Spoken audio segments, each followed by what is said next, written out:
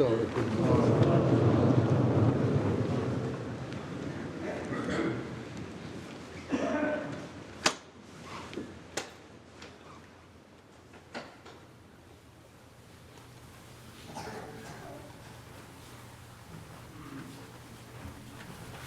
الله.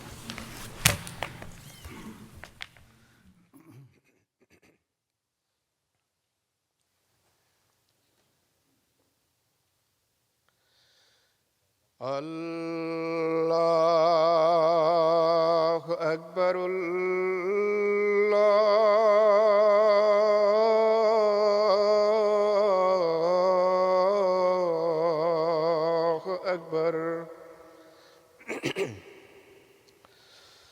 اللہ اکبر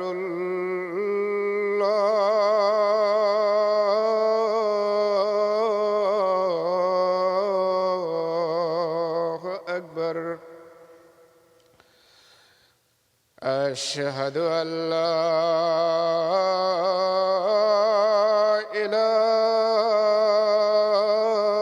إله إلا الله أشهد أن لا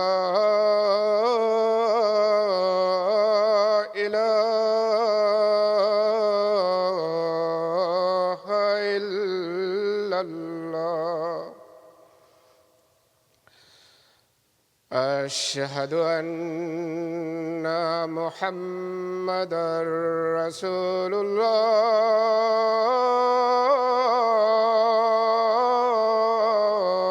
الله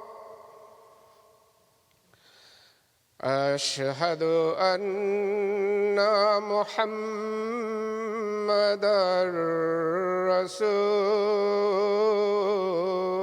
الله حي على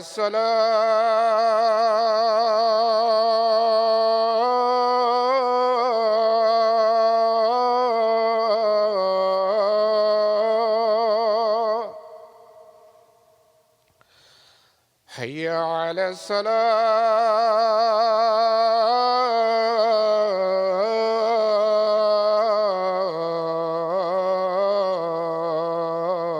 الصلاة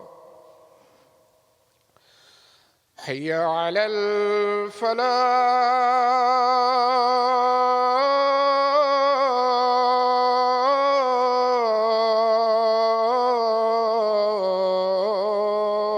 الفلاح حي على الفلاح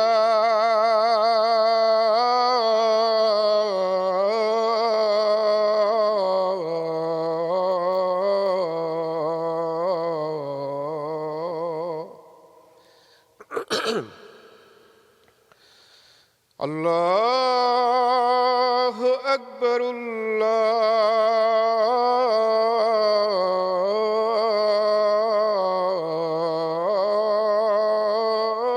الله أكبر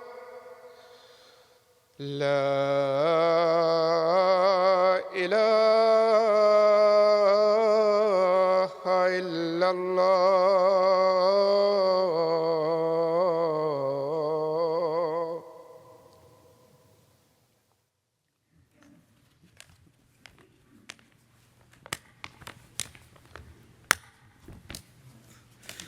السلام علیکم ورحمۃ اللہ.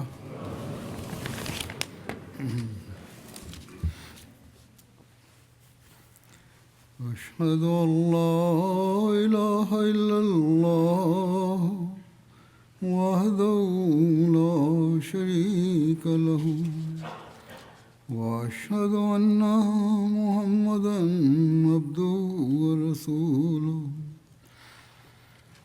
أما بعد فأعوذ بالله من الشيطان الرجيم بسم الله الرحمن الرحيم الحمد لله رب العالمين الرحمن الرحيم مالك يوم الدين إياك نعبد وإياك نستعين اهدنا الصراط المستقيم صراط الذين أنعمت عليهم غير المغضوب عليهم ولا الضالين.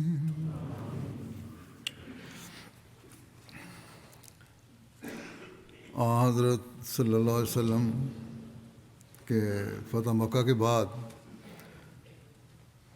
مدینہ واپس آنے کے بعد بھی بعض مہمات پیش آئیں علیہ وسلم کو، جن کا میں ذکر کروں گا. ایک ذکر ہے سریہ قیس بن سعد بن عبادہ کا. یہ صداع کی طرف سن 8 ہجری میں ہوا.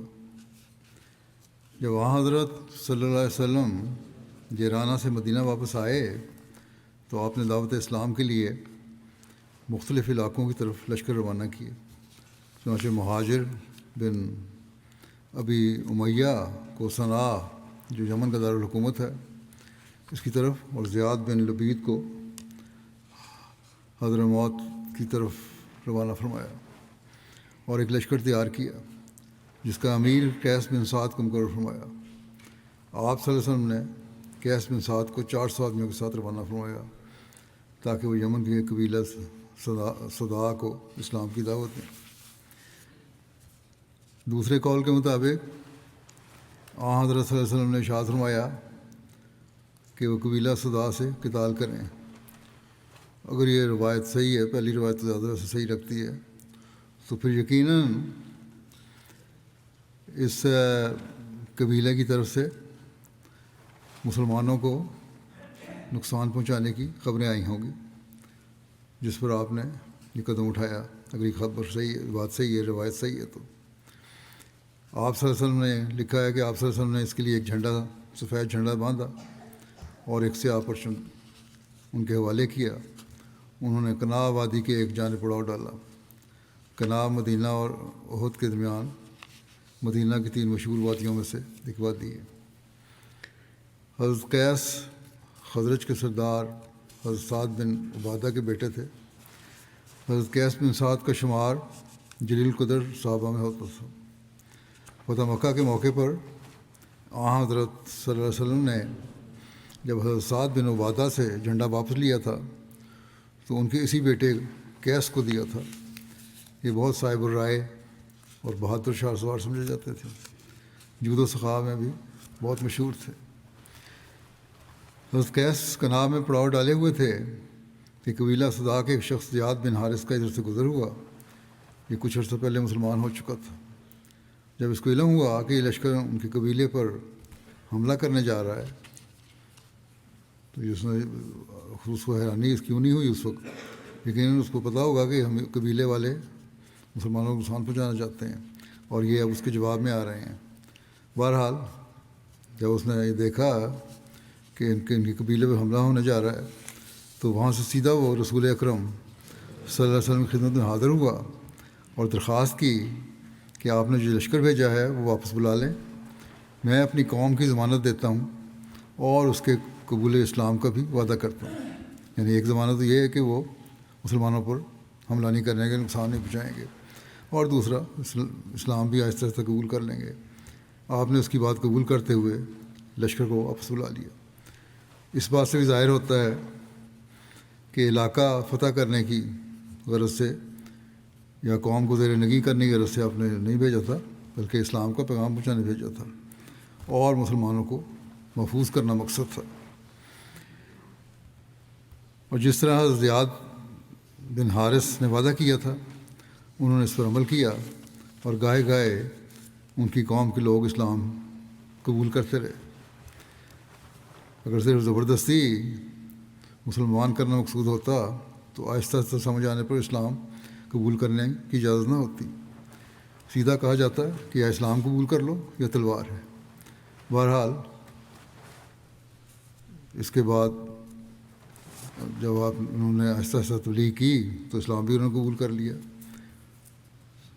کیونکہ ایک حملہ کرنا، زبردستی مسلمان بنانا تو اسلام کی تعلیم کے بھی خلاف ہے اور حضرت صلی اللہ علیہ وسلم کے اپنے فعل اور سنت کے بھی خلاف ہے۔ آپ صلی اللہ علیہ وسلم نے حضرت زیاد کو ہی ان کا امیر مقرر کر دیا جب اسلام قبول کر لیا انہوں نے، اور حضرت صلی اللہ علیہ وسلم نے ان کی قوم کو ایک امان نامہ بھی لکھ کر دیا تھا، اور جو مسلمان ہو جائے اس کو امان نامہ لکھنے کی ضرورت نہیں ہوتی، اس لیے لکھا تھا کہ ان میں سے بعض مسلمان نہیں ہوئے تھے۔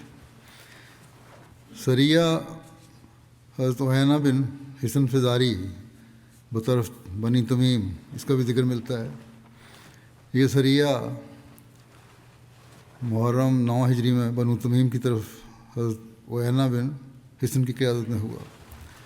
اس کا پس منظر یہ ہے کہ حضرت صلی اللہ علیہ وسلم نے حضرت بشر بن سفیان کو قبیلہ خزاع کی شاخ بنو کعب کی طرف صدقات یعنی اموال زکوٰۃ کی وصولی کے لیے بھجوایا۔ یہ لوگ سقیہ اور بنو تمیم کی زمین کے درمیان آباد تھے، چنانچہ حضرت بشر بن سفیان کے حکم پر بنو خزاع کا مال ہر طرف سے ان کے پاس جمع ہونے لگا۔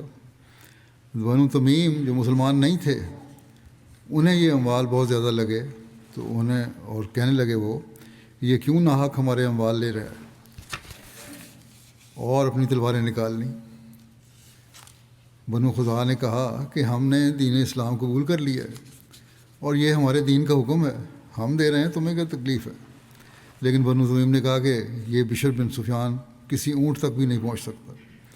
جھگڑے اور جنگ و جدال کی اس کیفیت کو دیکھ کر حضرت بشر بن سفیان بغیر کسی قسم کی وصولی کے خود ہی وہاں سے واپس چلے آئے۔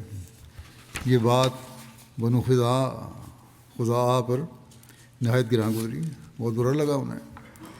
بنو خزاع نے بنو تمیم پر حملہ کیا اور ان کو یہ کہتے ہوئے انہیں وہاں سے نکال دیا کہ اگر تمہاری رشتہ داری نہ ہوتی تو تم اپنے شہروں تک نہ پہنچ پاتے۔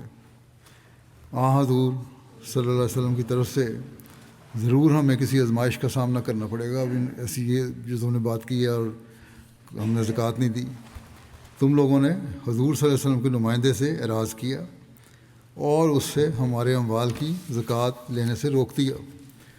دوسری طرف حضرت بشر بن سفیان نبی کریم صلی اللہ علیہ وسلم کے پاس آئے اور آپ کو حالات سے آگاہ کیا۔ آپ صلی اللہ علیہ وسلم نے فرمایا کون اس قوم کو سبق سکھائے گا؟ سب سے پہلے حضرت عیینہ بن حصن نے لبیک کہا۔ حضرت صلی اللہ علیہ وسلم نے حضرت عیینہ بن حصن کو 50 عرب شاہ سواروں کے ہمراہ بنو تمیم کی طرف روانہ فرمایا، جن میں مہاجرین اور انصار میں سے کوئی بھی نہیں تھا۔ عیینہ اپنے ساتھیوں کے ساتھ روانہ ہوئے۔ وہ رات کو چلتے اور صبح کو چھپ جاتے، حتیٰ کہ وہ صحرا میں پہنچ گئے جہاں بنو تمیم فروکش تھے اور اپنے مویشی چرا رہے تھے۔ جب بنو تمیم نے اس لشکر کو دیکھا تو وہ سب کچھ چھوڑ کر وہاں سے بھاگ گئے۔ ان کے 11 مرد، 11 عورتیں اور 30 بچے قید ہوئے، جنہیں وہ مدینہ لے آئے اور نبی کریم صلی اللہ علیہ وسلم کے حکم مطابق حضرت رملہ بنت حارث کے گھر ٹھہرا دیا گیا۔ بعد میں بنو تمیم کے 80 یا 90 سرکردہ افراد پر مشتمل ایک وفد حضرت صلی اللہ علیہ وسلم کی خدمت میں حاضر ہوا۔ اس وفد میں ان کے قبیلے کے قادر الکلام قبیلے کے قادر الکلام شعراء اور خطیب بھی شامل تھے۔ بس یہ سب مسجد میں اس وقت آئے جب لوگ نماز ظہر کے لیے رسول اللہ صلی اللہ علیہ وسلم کا انتظار کر رہے تھے۔ وفد کے لوگوں نے سمجھا کہ شاید آپ صلی اللہ علیہ وسلم نے دیر کر دی ہے، تو ان میں سے کچھ لوگ حضرت صلی اللہ علیہ وسلم کے حجرے کے قریب جا کر اونچی آواز میں پکار کر کہنے لگے کہ اے محمد صلی اللہ علیہ وسلم ہماری طرف باہر آئیے۔ آپ صلی اللہ علیہ وسلم باہر تشریف لائے تو یہ لوگ رسول اللہ صلی اللہ علیہ وسلم سے گفتگو کرنے لگے۔ پھر رسول اللہ صلی اللہ علیہ وسلم نے ظہر کی نماز پڑھائی اور نماز پڑھ کر مسجد کے صحن میں بیٹھ گئے۔ وفد کے امیر نے کہا کہ ہم اشعار اور خطاب میں آپ سے مفاخرت چاہتے ہیں، یعنی تقریر اور شعر میں ہم سے مقابلہ کر لیں کہ کس قوم کا خطیب اور شاعر بلند پائے کا ہے۔ ہمیں فخر ہے ہمارے خطیب بھی اچھے ہیں، ہمارے شاعر بھی اچھے ہیں۔ آپ نے فرمایا کہ شعر و بیان میں مفاخرت میری بے عزت کا مقصد نہیں ہے۔ میں اس لیے نہیں آیا کہ اپنے شعر اور بیان اور تقریر کو پیش کروں فخر سے، میرا مقصد تو اللہ تعالیٰ کی طرف لانا ہے۔ لیکن تمہاری آمد کی یہی غرض ہے تو اپنے فن کا مظاہرہ کرو، اگر تم چاہتے ہو تو پھر ٹھیک ہے، کر لو، ہم اس کا جواب دے دیں گے۔ وفد والوں نے اپنے خطیب عطارد بن حاجب کو آگے کیا، اس نے تقریر کی۔ رسول اللہ صلی اللہ علیہ وسلم نے حضرت ثابت بن قیس بن شماس کو جواب دینے کا کہا۔ انہوں نے اس کے جواب میں زبردست تقریر کی جو اس کی تقریر پر غالب آ گئی، اس دشمن کی۔ حسان بن ثابت اس وقت مجلس میں موجود نہیں تھے۔ حضرت صلی اللہ علیہ وسلم نے ان کو بلوایا۔ اس کے بعد وفد کے شاعر زبرقان بن بدر نے اپنے اشعار پیش کیے، وہ حضرت پیش کیے۔ پھر حضرت صلی اللہ علیہ وسلم نے حسان سے فرمایا کہ وہ اس کے مقابل پر اپنا کلام سنائیں۔ حضرت حسان نے اس کا برجستہ جواب دیا۔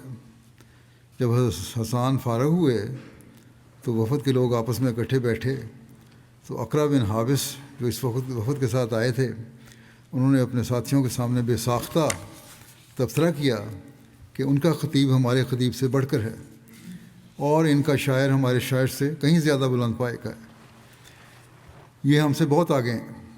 پھر جب لوگ فارغ ہو گئے تو انہوں نے اسلام قبول کر لیا۔ بعض روایات کے مطابق حضرت اقرا بن حابس کچھ عرصہ پہلے اسلام لا چکے تھے اور اب وہ وفد کے ساتھ دوبارہ حاضر خدمت ہوئے تھے۔ حضرت صلی اللہ علیہ وسلم نے بنو تمیم کے اسلام قبول کر لینے کے بعد ان کے قیدی واپس لوٹا دیے اور سب کو انعام و اکرام سے بھی نوازا۔ ایک روایت کے مطابق وفد میں شامل ہر شخص کو 500 درہم عطا فرمائے۔ اس وفد میں شامل عطارد بن حاجب نے، جس کا ذکر پہلے گزر چکا ہے، اسلام قبول کرنے کے بعد حضرت صلی اللہ علیہ وسلم کی خدمت میں ایک چادر ہدیہ کے طور پر پیش کی۔ یہ چادر اسے کسریٰ نے دی تھی۔ کہا جاتا ہے کہ یہ چادر بہت اعلیٰ قسم کی ریشمی چادر تھی جس پر سونے کا کام کیا گیا تھا۔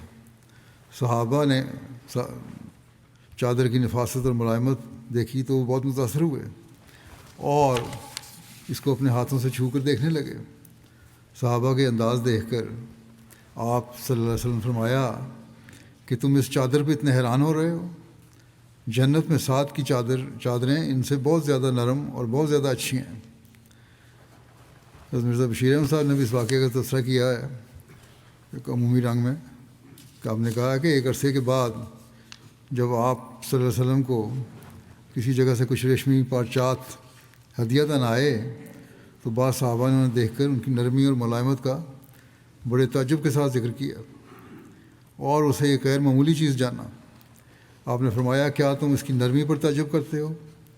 خدا کی قسم جنت میں 7 کی چادریں ان سے بہت زیادہ نرم اور بہت زیادہ اچھی ہیں۔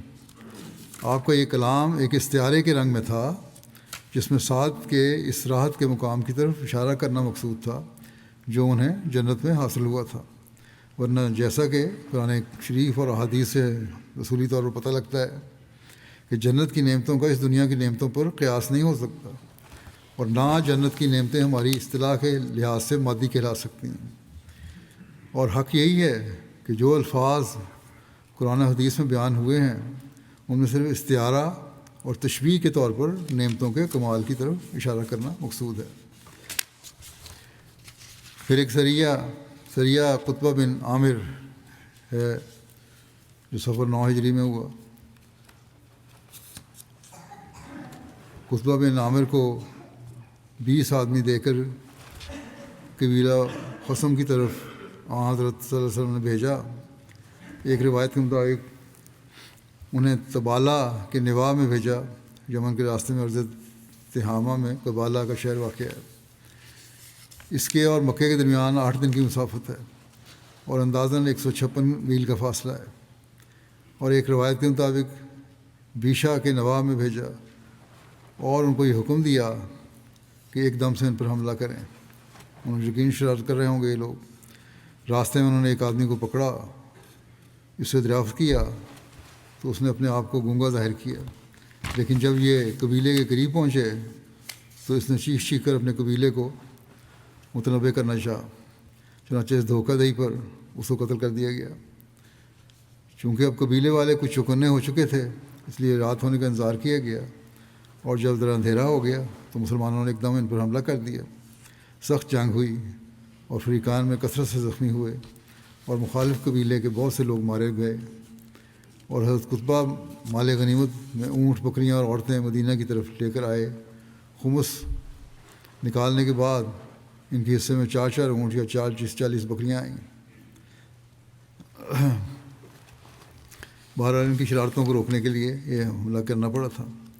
پھر سریہ ضحاک بن سفیان کلابی کا ذکر ہے، جو بنو کلاب کی طرف ہوا۔ یہ ربیع الاول 9 ہجری میں ہوا، اور حضرت صلی اللہ علیہ وسلم نے حضرت ضحاک بن سفیان کلابی کو کرتا کے مقام پر ان کے اپنے قبیلہ بنو کلاب کی طرف بھجوایا۔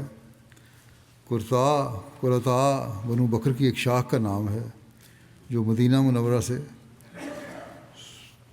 7 دن کی مسافت پر آباد تھا۔ وہ انہیں نجد میں زجلاوا کے مقام پر ملے۔ انہوں نے اسلام کو پیغام پہنچایا، مگر قبیلے والوں نے انکار کر دیا اور نوبت لڑائی تک پہنچ گئی۔ انہوں نے اہل قرطا کو شکست دی اور مال غنیمت حاصل کیا۔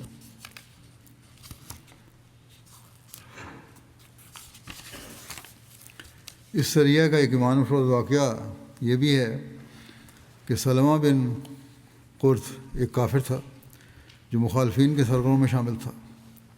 البتہ اس کا بیٹا اسید بن سلمہ جو کہ مسلمان ہو چکا تھا، وہ مسلمانوں کی طرف سے اس لشکر میں شامل تھا۔ جب دشمن مسلمانوں کے حملے کی تاب نہ لاتے ہوئے بھاگا تو ان میں حضرت اسید کا والد سلمہ بھی تھا۔ اسید نے اپنے والد کا تعاقب کیا تو وہ جان بچانے کے لیے اپنے گھوڑے سمیت پانی میں کود گیا۔ یہ بھی اس کے پیچھے گئے اور والد کو دوبارہ اسلام کی دعوت دی کہ کسی نہ کسی طرح میرا باپ دوزخ سے بچ جائے، لیکن باپ نے جواب میں بیٹے کو برا بھلا کہنا شروع کر دیا۔ بیٹے نے جب دیکھا کہ یہ اپنی سرکشی اور باغیانہ رویے پر قائم ہے تو والد کے گھوڑے کی کونچیں کاٹ ڈالیں اور ایک دوسرے شخص نے آ کر اس کو قتل کر دیا۔ البتہ ایک دوسری روایت بھی ہے، اس کے مطابق جب اسید نے مدینہ آ کر اسلام قبول کر لیا تو ان کے بوڑھے باپ نے انہیں ایک خط لکھا جس میں کچھ اشعار تھے، جس میں اپنے بڑھاپے کی عمر میں اپنے بیٹے کی نافرمانی کا شکوہ کیا اور بیٹے کو اسلام قبول کرنے پر طعن بھی کیا، اور لکھا کہ وہ کیا باتیں ہیں کہ جس کی وجہ سے تم نے اپنے بوڑھے باپ کو چھوڑ دیا اور اسلام قبول کر لیا۔ اسید اپنے باپ کو ایک خط دے کر حضرت صلی اللہ علیہ وسلم کی خدمت میں حاضر ہوئے اور ساری بات عرض کر کے والد کو جواب لکھنے کی اجازت چاہی۔ چنانچہ حضور صلی اللہ علیہ وسلم کے ارشاد پر انہوں نے اپنے والد کو ایک تبلیغی خط لکھا جس کو پڑھ کر ان کے والد نے بھی اسلام قبول کر لیا۔ یہ روایت بھی ہے اس میں۔ پھر سریہ حضرت علقمہ بن مجزز و طرف جدہ کا ذکر ہے۔ ابن سعد نے لکھا ہے کہ سریہ ربیع ثانی 9 ہجری میں ہوا، جبکہ بعض دوسری روایات کے مطابق صفر 9 ہجری میں ہوا۔ حضرت صلی اللہ علیہ وسلم کو خبر ملی کہ اہل حبشہ میں سے کچھ جنگجو جدہ کے سال پر اترے ہیں۔ بعض روایات کے مطابق وہ اہل مکہ کے خلاف ڈاکہ زنی کرنا چاہتے تھے۔ ایک کتاب میں لکھا ہے کہ ان لوگوں نے سمندر پار کر کے مسلمانوں کو نقصان پہنچانے کی کوشش کی۔ جدہ مکہ مکرمہ کے مغربی ساحل سمندر پر آباد ایک شہر ہے، آج بھی ہے۔ یہ حجاز کا ایک بڑا شہر ہے۔ مکہ اور جدہ کے درمیان 75 کلومیٹر کا فاصلہ ہے، جبکہ مدینہ سے جدہ کا تقریباً 250 میل کے فاصلہ ہے۔ آپ نے حضرت علقمہ کو 300 افراد کی کمان دے کر ان کی طرف بھیجوایا۔ جو لوگ اہل حبشہ سے جدہ کے سال پر اترے تھے ان کو حضرت علقمہ کی آمد کا علم ہوا تو وہ لوگ اپنی کشتیوں پر سوار ہو کر سمندر میں فرار ہو گئے۔ حضرت علقمہ نے ایک جزیرے تک ان کا پیچھا کیا۔ اس مہم کا ایک واقعہ قابل ذکر ہے جو یوں بیان ہوا ہے کہ حضرت ابو سعید خدری سے روایت ہے کہ رسول اللہ صلی اللہ علیہ وسلم نے ایک لشکر پر علقمہ بن مجزز کو سردار مقرر کیا اور میں بھی اس لشکر میں تھا۔ جب ہم منزل مقصود پر پہنچے اور مہم سے فارغ ہو کر جلد واپس جانے کے لیے ایک گروہ نے اپنے امیر سے اجازت چاہی تو انہوں نے اس کو اجازت دی اور ان پر عبداللہ بن حذافہ سامی کو امیر مقرر کیا۔ ان کی طبیعت میں مزاح تھا۔ یہ لوگ راستے میں اترے، ان لوگوں نے آگ جلائی تاکہ وہ آگ تاپیں۔ سنن ابن ماجہ میں آیا ہے کہ عبداللہ سامی نے کہا کہ کیا میرا تم پر حق نہیں کہ تم سنو اور اطاعت کرو؟ انہوں نے کہا کیوں نہیں؟ اس نے کہا کہ میں تمہیں جس بات کا حکم دوں گا تم اس پر عمل کرو گے؟ انہوں نے کہا کہ ہاں۔ اس نے کہا کہ میں تمہیں حکم دیتا ہوں کہ تم اس آگ میں کود جاؤ۔ کچھ لوگ کھڑے ہو گئے اور کودنے کے لیے تیار ہو گئے۔ جب اسے یقین ہو گیا کہ وہ تو کودنے میں لگے ہیں تو اس نے کہا اپنے آپ کو روک لو کیونکہ میں تو تم سے صرف مذاق کر رہا تھا۔ جب واپس آئے تو لوگوں نے اس بات کا ذکر نبی کریم صلی اللہ علیہ وسلم سے کیا تو رسول اللہ صلی اللہ علیہ وسلم نے فرمایا من امرکم منہم بمعصیت اللہ فلا تطیعوہ، جو تمہیں ان امراء میں سے اللہ کی نافرمانی کا حکم دے تو اس کی اطاعت نہ کرو۔ ایک روایت میں یہ ہے کہ حضرت صلی اللہ علیہ وسلم نے فرمایا لا طاعۃ فی معصیت اللہ انما طاعۃ فی المعروف، کہ اللہ تعالیٰ کی نافرمانی میں اطاعت نہیں ہے، اطاعت تو صرف معروف میں ہے۔ ایک اور روایت میں لکھا ہے کہ جب یہ واقعہ حضرت صلی اللہ علیہ وسلم کی خدمت میں پیش ہوا تو آپ سخت ناراض ہو گئے اور فرمایا لو دخلوها ما خرجوا منها الی یوم القیامہ الطاعۃ فی المعروف، کہ اگر وہ اس میں داخل ہوتے تو قیامت تک اس میں سے نہ نکلتے، یعنی آگ میں سے، کیونکہ اطاعت تو معروف بات میں ہوتی ہے۔ حضرت مسلمہ نے بھی اس واقعے کو بیان کیا ہے کہ جو امور شریعت کے خلاف ہوں ان میں اطاعت نہیں ہوتی۔ رسول کریم صلی اللہ علیہ وسلم نے ایک دفعہ ایک صحابی کو ایک چھوٹے سے لشکر کا سردار بنا کر بھیجا۔ راستہ میں انہوں نے کوئی بات کہی جس پر بعض صحابہ نے عمل نہ کیا۔ اس پر وہ ناراض ہوئے اور کہنے لگے مجھے رسول کریم صلی اللہ علیہ وسلم نے تم لوگوں کو امیر مقرر کیا ہے اور آپ نے یہ بھی فرمایا ہوا ہے کہ جس نے میرے مقرر کردہ امیر کی اطاعت کی اس نے میری اطاعت کی، اور جس نے اس کی نافرمانی کی اس نے میری نافرمانی کی، اور جب میں رسول کریم صلی اللہ علیہ وسلم کا مقام ہوں تو تم نے میری نافرمانی کیوں کی ہے؟ اس پر صحابہ نے کہا کہ ہم آپ کی اطاعت کریں گے۔ انہوں نے کہا اچھا میں دیکھتا ہوں کہ تم لوگ اطاعت کرتے ہو یا نہیں۔ چنانچہ انہوں نے آگ جلانے کا حکم دیا، اور جب آگ جلنے لگی تو صحابہ سے کہا کہ اس میں کود پڑو۔ بعض تو آمادہ ہو گئے، تیار ہو گئے، مگر دوسروں نے ان کو روکا اور کہا کہ اطاعت امور شرعی میں ہے، ان کو تو شریعت کی واقفیت نہیں ہے، اس طرح آگ میں کود کر جان دینا ناجائز ہے، اور خدا تعالیٰ کا حکم ہے کہ خودکشی نہیں کرنی چاہیے۔ جب یہ امر رسول کریم صلی اللہ علیہ وسلم کے سامنے پیش ہوا تو آپ نے اس میں ان لوگوں کی تائید کی جنہوں نے کہا تھا کہ آگ میں کودنا جائز نہیں۔ پھر سریہ حضرت علی بطرف فلس بنو طے کا ذکر بھی آتا ہے۔ ربیع ثانی 9 ہجری میں ہوا۔ فلس نجد کے علاقہ کا ایک بت تھا اور قبیلہ طے اس کی عبادت کرتا تھا۔ اس پر نظر و نیاز کے ساتھ ساتھ اسلحہ بھی نظر کیا کرتا تھا۔ رسول اللہ صلی اللہ علیہ وسلم نے حضرت علی کو 150 انصار کے ہمراہ اس لشکر کی اس کے اور جس میں 100 اونٹ اور 50 گھوڑے تھے بنو طے کے بت فلس کو گرانے کے لیے روانہ فرمایا۔ اس لشکر کی یہ خصوصیت تھی کہ سوائے حضرت علی کے باقی سب لوگ انصار تھے، مہاجرین وغیرہ میں سے کوئی نہیں تھا۔ بنو طے عرب کا ایک مشہور قبیلہ ہے۔ یہ لوگ شام کے قریب آباد تھے۔ آپ نے سریہ کے لیے حضرت علی کو ایک کالے رنگ کا بڑا جھنڈا اور سفید رنگ کا چھوٹا پرچم عطا فرمایا۔ حضرت علی صبح کے وقت حملہ آور ہوئے اور ان کے بت فلس کو منہدم کر دیا۔ بہت سارے قیدی اور مال مویشی قبضے میں کیے۔ مشہور سخی حاتم طائی کا یہ قبیلہ تھا، اور قیدیوں میں حاتم طائی کی بیٹی صفانہ بھی شامل تھی۔ حاتم طائی کا بیٹا عدی جو قبیلے کا سردار تھا وہ بھاگ گیا اور ملک شام کی طرف نکل گیا۔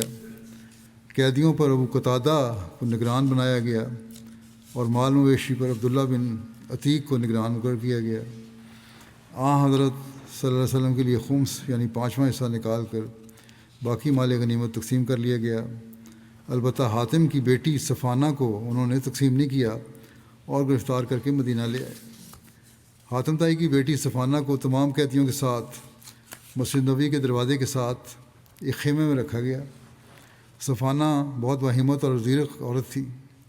جب حضرت صلی اللہ علیہ وسلم اس کے خیمے کے پاس سے گزرے تو وہ آپ کی تعظیم کے لیے کھڑی ہو گئی اور عرض کی، یا رسول اللہ، میرا باپ فوت ہو چکا ہے اور جو سرپرست بھائی تھا وہ فرار ہو گیا ہے، بس مجھ پر احسان فرمائیں، اللہ آپ پر کرم فرمائے گا۔ آپ نے پوچھا، تیرا سرپرست کون ہے؟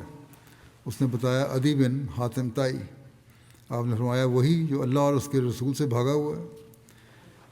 آپ یہ فرما کر وہاں سے رخصت ہو گئے۔ اگلے روز آپ جب وہاں سے گزرے تو صفانہ نے پھر وہی کل والی بات دہرائی۔ آپ نے بھی وہی کل والا جواب دیا اور تشریف لے گئے اور وہ مایوس ہو گئی۔ تیسرے دن جب حضرت صلی اللہ علیہ وسلم اس کے خیمے کے پاس سے گزرے تو آپ کے ساتھ حضرت علی بھی تھے جو آپ کے پیچھے پیچھے چل رہے تھے۔ حضرت علی نے صفانہ کو اشارہ کیا وہ اٹھ کر پھر اپنا مدعا پیش کرے۔ وہ فوراً تعظیم کے ساتھ کھڑی ہو گئی اور اپنی وہی درخواست پھر حضرت صلی اللہ علیہ وسلم کی خدمت میں پیش کی۔ آپ نے فرمایا، میں نے تیری درخواست قبول کر لی ہے، تو اب آزاد ہے، لیکن یہاں سے جانے میں جلد بازی سے کام نہ لینا۔ جب کوئی قابل اعتبار شخص میسر ہوا تو تمہیں اس کے ساتھ تمہارے بھائی کے پاس شام روانہ کر دیا جائے گا۔ ایک روایت میں ہے کہ اس نے رسول اللہ صلی اللہ علیہ وسلم سے عرض کیا کہ آپ صلی اللہ علیہ وسلم اس پر احسان فرمائیں، یعنی آزاد کر دیں۔ چنانچہ آپ صلی اللہ علیہ وسلم نے اس پر احسان فرمایا اور اسے رہا فرما دیا۔ اس کا نتیجہ یہ ہوا کہ وہ مسلمان ہو گئی۔ یہ بھی ایک روایت میں آتا ہے کہ جہاں آزادی سے پہلے مسلمان بھی ہو گئی تھی، فوراً بعد آزادی کے۔ کچھ دن کے بعد بنو قزاع کے کچھ لوگ مدینہ آئے جو شام جانے کا ارادہ رکھتے تھے۔ صفانہ کو ان کا علم ہوا تو اس نے آپ صلی اللہ علیہ وسلم کی خدمت میں عرض کی کہ وہ ان لوگوں پر اعتماد رکھتی ہے، اس لیے اسے ان کے ہمراہ شام جانے کی اجازت دی جائے۔ آپ صلی اللہ علیہ وسلم نے اسے اجازت عطا فرمائی اور اسے ساتھ کپڑے اور سواری اور زاد راہ بھی مہیا فرمایا۔ وہاں سے رخصت ہو کر وہ اپنے بھائی عدی کے پاس شام پہنچ گئی۔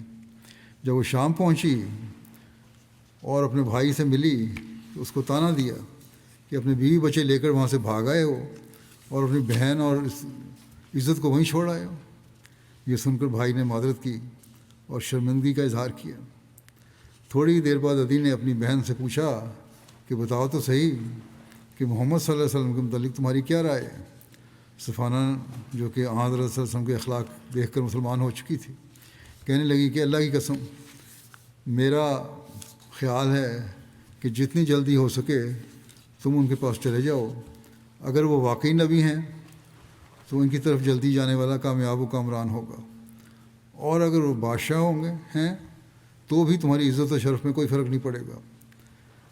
عدی کہنے لگا کہ یہ رائے تو بہت اچھی ہے، اور پھر وہ جلدی تیار ہو کر مدینہ پہنچ گیا۔ رسول اللہ صلی اللہ علیہ وسلم مسجد میں تشریف فرما تھے۔ عدی نے اپنا تعارف کروایا۔ آپ صلی اللہ علیہ وسلم انہیں لے کر اپنے گھر کی طرف روانہ ہوئے۔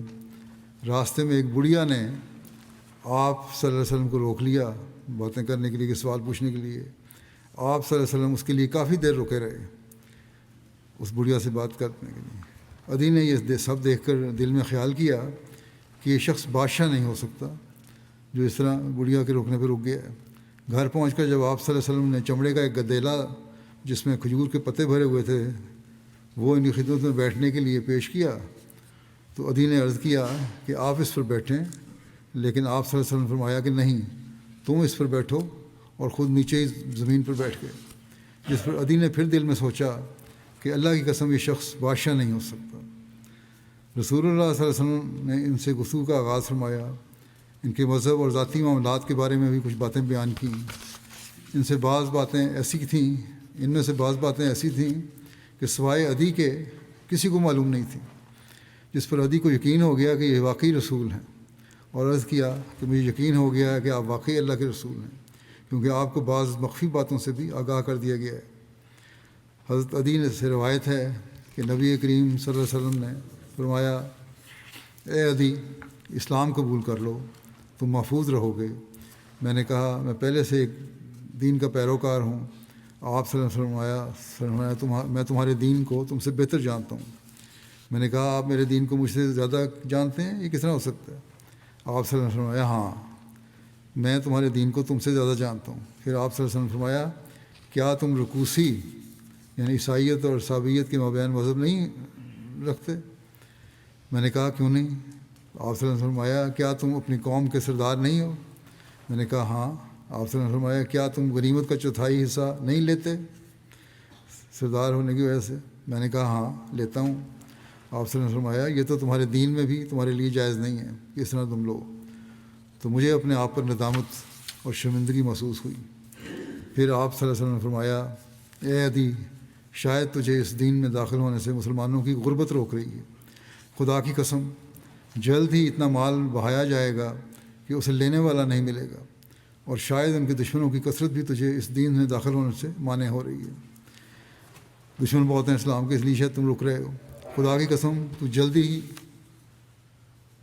عورت کے متعلق سنے گا کہ وہ اپنے اونٹ پر ہیرا سے روانہ ہو کر اس گھر خانہ کعبہ کی زیارت کرے گی اور اسے کوئی خوف نہ ہوگا، اور شاید اس دین میں داخل ہونے سے تجھے یہ امر بھی مانے ہو کہ حکومت اور اقتدار غیروں کے پاس ہے۔ تو خدا کی قسم، تو جلد ہی عرض بابل کے سفید محلات کے متعلق سنے گا کہ وہ ان کے لیے کھول دیے گئے ہیں، اور کس طرح کے خزانے کھول دیے جائیں گے۔ یہ بات آپ صلی اللہ علیہ وسلم نے 3 مرتبہ دہرائی۔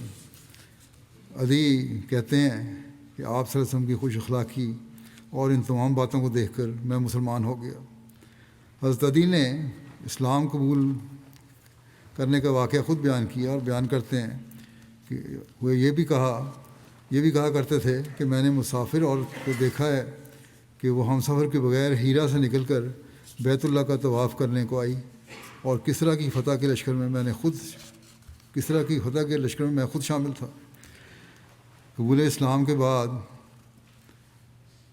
حضرت عدی اسلامی احکام کا بہت اہتمام کیا کرتے تھے، نماز کے لیے ہر وقت باوضو رہتے، اور نماز کی ادائیگی کے لیے بہت فکر مند اور مستعد رہتے تھے۔ یہ جو لوگ بار بار سوال کرتے ہیں کہ ہم محرم کا رشتہ حج کے لیے جانا ضروری ہے، وہ حالات میں ضروری تھا، اس کو میں کئی دفعہ جواب بھی دے چکا ہوں، لیکن یہ بھی اس بات کی تائید کرتی ہے کہ یہ کہتے ہیں میں نے خود دیکھا، ایک عورت نکلی ہے ہیرا سے اور اکیلی تھی، اور کعبہ کے طواف کے لیے آئی، اور کوئی اس کے ساتھ نہیں تھا، کوئی محرم والی بات شرط نہیں تھی۔ حضرت علی کی اس مہم کے کچھ دیر بعد طے قبیلہ کا وفد آن صلی اللہ علیہ وسلم کی خدمت میں حاضر ہوا، اور انہوں نے اسلام قبول کر لیا۔ پھر سریہ عکاشہ بن محصن کا ذکر ہے جو جناب کی طرف تھا۔ یہ سریہ ربیع ثانی 9 ہجری میں رونما ہوا۔ حضرت عکاشہ کا یہ سریہ مدینہ منورہ کے شمال میں ادرا اور بلی کے قبائل میں پیش آیا جو جناب کے آس پاس رہتے تھے۔ بعض روایات میں اس علاقے کا نام جباب بھی بیان ہوا ہے۔ اس سریہ کی مزید تفصیلات زیادہ بیان نہیں ہوئیں، بس اتنا ہی ذکر ہے کہ سریہ ہوا تھا۔ اب غزوہ تبوک کے بارے میں بعض ابتدائی باتیں پیش کر دیتا ہوں۔ رجب 9 ہجری ستمبر 630 عیسوی میں یہ ہوا۔ غزوہ طائف کے بعد ماہ رجب 9 ہجری میں آپ صلی اللہ علیہ وسلم اس غزوہ کے لیے روانہ ہوئے۔ یہ حضرت صلی اللہ علیہ وسلم کی حیات مبارکہ کا آخری غزوہ تھا۔ تبوک مدینہ سے تقریباً 685 کلومیٹر کے فاصلے پر تھا۔ تبوک نام کے چشمے پر ٹھہرنے کی وجہ سے اس غزوے کو غزوہ تبوک کہا جاتا ہے۔ رسول اللہ صلی اللہ علیہ وسلم نے تبوک کے قریب پہنچ کر شرکائے قافلہ سے فرمایا انکم ستاتون غدن انشاء اللہ عین تبوک، کہ کل تم تبوک کے چشمے پر پہنچ جاؤ گے انشاءاللہ۔ قرآن کریم میں غزوہ تبوک کا ذکر ساعۃ العسر یعنی تکلیف کی گھڑی کے نام سے کیا گیا ہے، اس لیے اس غزوہ کو غزوۃ العسر بھی کہا جاتا ہے، چونکہ مسلمانوں کو اس میں بہت دشواری اور تنگی کا سامنا کرنا پڑا تھا، مثلا شدید گرمی، دور کا سفر، سواریوں کی بہت کمی، راستے میں پانی کی شدید قلت تھی، لشکر کی تیاری کے لیے اخراجات کے لیے کی بھی کمی تھی اور اس کا بہت زیادہ سامنا کرنا پڑا۔ ان سب تکالیف کی وجہ سے اس کو جیش الاسرا بھی کہا جاتا ہے، یعنی تنگی اور تکلیف والا لشکر۔ اس غزوے کو غزوۃ الفاضحہ بھی کہتے ہیں، عربی میں فضاحت، رسوائی اور پردہ دری کو کہتے ہیں، اور چونکہ اس کی وجہ سے بہت سے منافقین کا حال کھل کر سامنے آ گیا جو ان کی مزید رسوائی اور پردہ دری کا باعث بنا، اس لیے اس کو یہ نام دیا گیا۔ غزوہ تبوک کے اسباب اور عوامل اور پس منظر کیا تھے؟ ویسے تو اہل مدینہ کو بیرونی طاقتوں، خاص طور پر رومیوں کے حمایت یافتہ بنو غسان کے حملے کا ہر وقت خطرہ رہتا تھا، اور ایسی اطلاعات بھی تھیں کہ یہ دونوں یعنی رومی اور غسانی کسی جنگ کی تیاری کر رہے ہیں۔ غسانی حملے کے خطرہ اور خوف کے بارے میں حضرت عمر خود بیان فرماتے ہیں کہ ہمیں ہر وقت غسانیوں کے حملے کا ڈر رہتا تھا، یعنی ہر وقت یہ خدشہ اور خیال ہوتا تھا کہ اب حملہ ہوا کہ اب ہوا۔ جو البتہ تبوک کے جنگ کا فوری سبب ہوا وہ یہ ایک روایت میں اس طرح ہے کہ تاجروں کی ایک جماعت نے جو مدینہ میں شام سے زیتون کا تیل لائی تھی، مسلمانوں کو بتایا کہ اہل روم نے شام میں ایک بہت بڑا لشکر جمع کیا اور ہرقل نے ان فوجیوں یا اتحادیوں کو 1 سال کا خرچہ فراہم کیا ہے۔ اس کے ساتھ لخم، جذام، عاملہ، غسان اور دیگر عیسائی قبائل مل گئے ہیں اور ان کے ہراول دستہ بلقاء تک پہنچ چکا ہے۔ بلقاء ملک شام میں واقع ایک علاقہ ہے جو دمشق اور وادی القرا کے درمیان ہے۔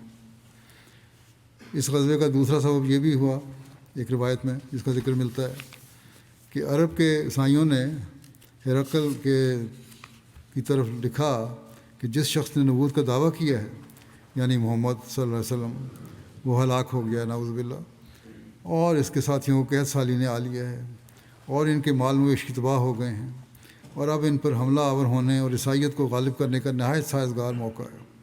چنانچہ اس نے اپنی فوجی جرنیل کو 40,000 کے لشکر کے ساتھ روانہ کیا۔ اس جرنیل کا نام قباز یا زنات تھا۔ حضرت صلی اللہ علیہ وسلم کو جب اس لشکر کی خبر ملی تو آپ صلی اللہ علیہ وسلم نے بھی لشکر تیار کرنے کا ارشاد فرمایا۔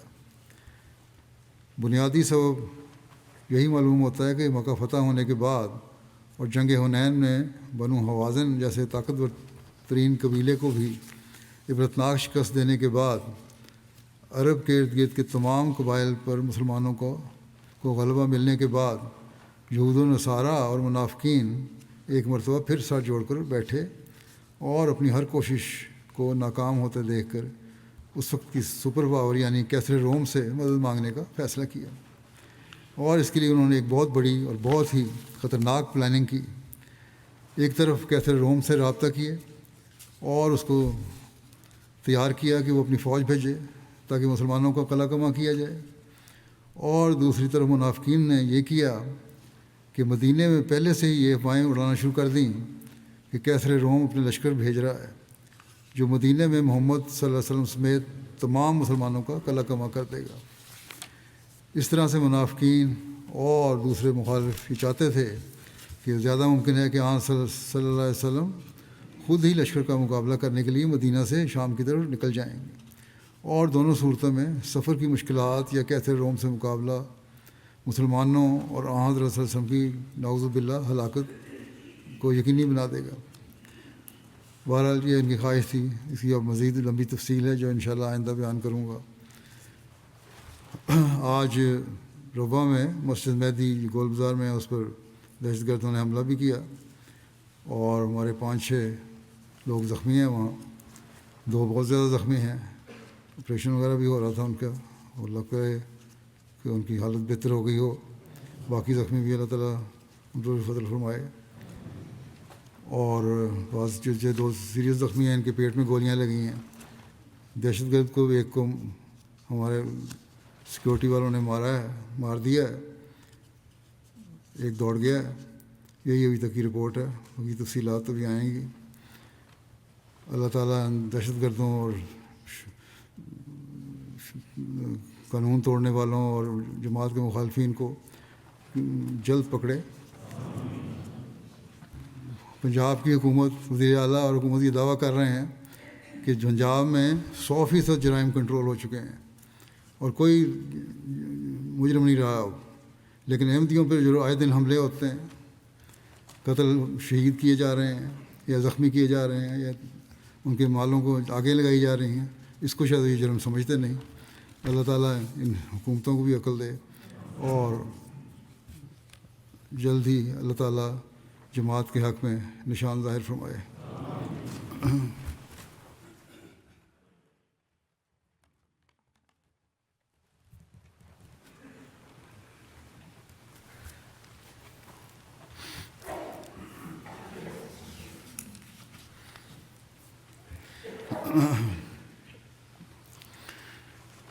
الحمد لله نحمده ونستعينه ونستغفره ونؤمن به ونتوكل عليه ونعوذ بالله من شرور أنفسنا ومن سيئات أعمالنا من يهده الله فلا مضل له ومن يضلل فلا هادي له ونشهد أن لا إله إلا الله ونشهد أن محمدا عبده ورسوله عباد الله رحمكم الله إن الله يأمر بالعدل والإحسان وإيتاء ذي القربى وينهى عن الفحشاء والمنكر والبغي يعظكم لعلكم تذكرون اذكروا الله يذكركم وادعوه يستجب لكم ولذكر الله أكبر